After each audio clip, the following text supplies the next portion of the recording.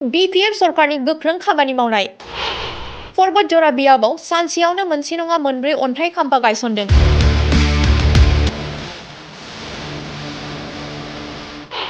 बिटिसिनि चिफ हाग्रामा महिलारिया कौटि कौटि रांनि पर्बत जरा बियाबाव अन्थाइ खाम्फा गायसनदों।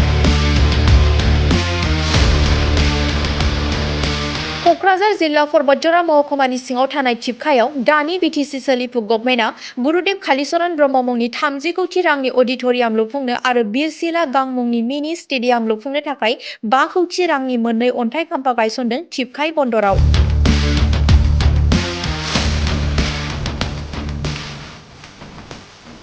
बेजों लोगोसेनो बासबारियावबो पलिटेकनिक आरो आयुष हस्पिटाल लुफुंनो थाखाय अन्थाइ खाम्फा गायसनदों। बे अन्थाइ खाम्फा गायसननाय हाबाफारियावनो बिटिसिनि इएम मुनमुन ब्रह्म, बिपिएफनि मिरु लाइमोन आफादगिरि रिन्जय बर' आरो पर्बतजरा बियाबनि बिपिएफ दोलोनि दैदेनगिरिफोरा बाहागो लायो। जोङो बिटिसि गभर्नमेन्टआ गोदानै गुरुदेव कालीचरण ब्रह्म बिथांनि नामाव 30 कौटिनि अडिट'रियाम हल बे थिपखायाव जोङो बानायनो थाखाय दिनै अन्थाइ खाम्फा गायसनबाय आरो लोगोसे बिरसिला गां बिथांनि मुङावबो मिनि स्टेडियाम 5 कौटिनि बानायनो थाखाय जिथु अन्थाइ खाम्फा गायसननाय बे हाबाफारिखौ जों मावखांबाय आरो जोंहा गोबां थांखि दङ।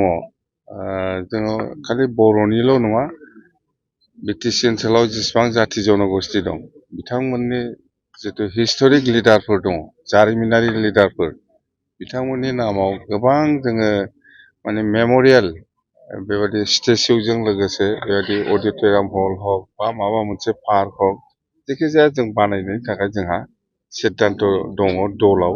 आरो बेबादि हिसाबैनो जोङो जिहेतु बिपिएफआ दिनै सरकार बानायबाय, बे हिसाबै रायजोफोरनि सिगाङाव जेरै खोथा होदों बेबादि जोङो मोनसे मोनसे जोङो मावफुंलांगोन।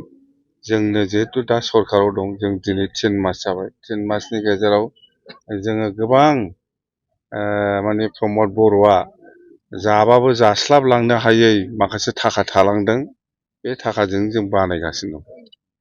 हास्लाबबाथ' जाजोबलांगौमोन बेयाव, खिन्थु हास्लाबाखै सिबाय बेल' माखासे थालांनाय थाखानि मिथिबाय, बेखिनि थाखाजों जोङो बानायगासिनो दं।